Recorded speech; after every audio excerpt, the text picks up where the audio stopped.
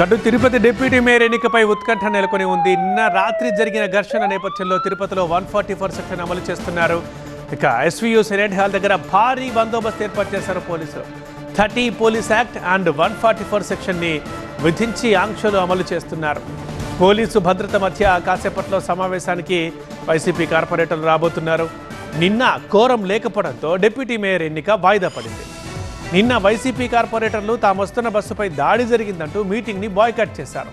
ఇవాళ police escort మధ్య వాళ్ళు క్యాంపు నుంచి నేరుగా సమావేశానికి రానున్నారు. వారికి పోలీసులు రక్షణ కల్పించాలంటూ హైకోర్టు ఆదేశాలు ఇచ్చిన నేపథ్యంలో ఈరోజు పోలీసుల భద్రత మధ్య క్యాంపు నుంచి నేరుగా సమావేశానికి రాబోతున్నారు వైసీపీ కార్పొరేటర్లు. ఇవాళ కోరం ఉంటే ఇక డిప్యూటీ మేయర్ ఎన్నిక ఖచ్చితంగా జరుగుతుంది.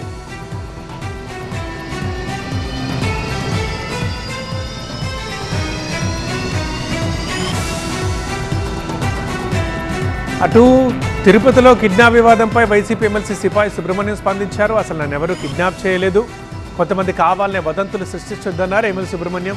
ఇక మరోవైపు చూసుకుంటే తిరుపతి డిప్యూటీ మేయర్ ఎన్నికపై ఉత్కంఠ సాగుతోంది. నిన్నటి ఘర్షణల నేపథ్యంలో ఎస్వీయూ సెనేట్ హాల్ దగ్గర భారీ బందోబస్తు ఏర్పాటు చేశారు. 30 పోలీస్ యాక్ట్ అమలవుతోంది. 144 సెక్షన్ విధించారు.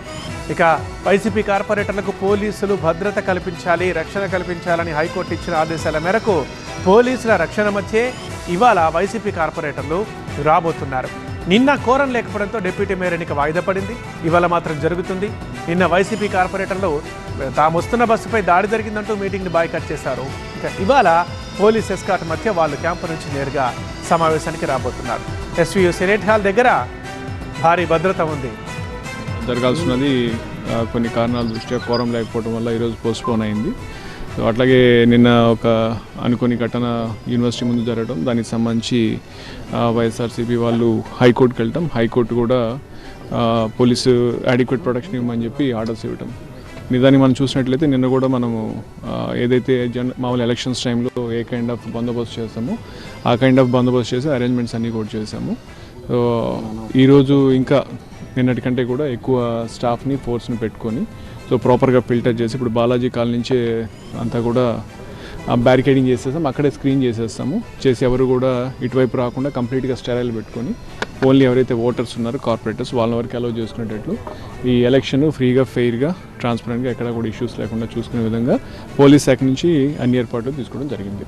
144 ఇది ఇన్ ప్లేస్. అట్లాగే 30 పోలీస్ యాక్ట్ కూడా అమల్లో ఉంది. దానికి సంబంధించి కూడా బయట మన పబ్లిక్ అడ్రస్ సిస్టమ్ ద్వారా కూడా మొత్తం అంతా అనౌన్స్మెంట్ చేసి చెప్పడం జరుగుతూ ఉంది.